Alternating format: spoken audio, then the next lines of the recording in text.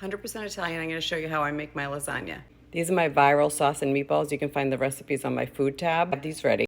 I like to put it in a disposable container, just makes it easier after everybody leaves. I'm going to use the oven-ready lasagna by Barilla, shredded mozzarella, shredded Parmesan and grated Parmesan, pesto, shredded chicken that I just basically took right off a rotisserie chicken.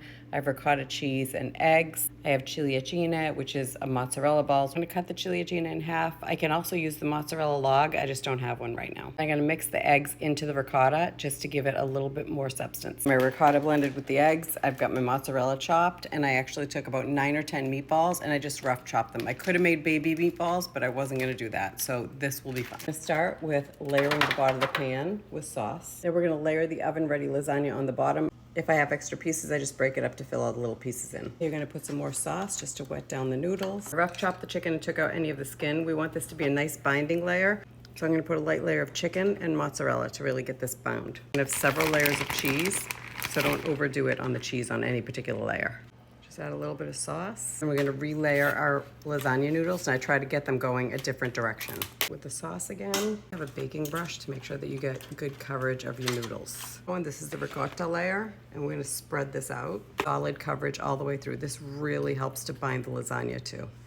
Then I'm going to start distributing some pesto across the top of this. Am I making my own pesto today? No, I'm using Rouse. And then just make sure you give that a good spread to make sure that there's not too much pesto in one area. This layer makes such a big difference in the overall flavor of it. I do this on my eggplant parm as well.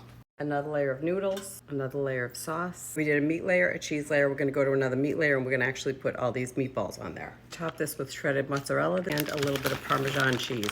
Parmigiana, poco di sugo.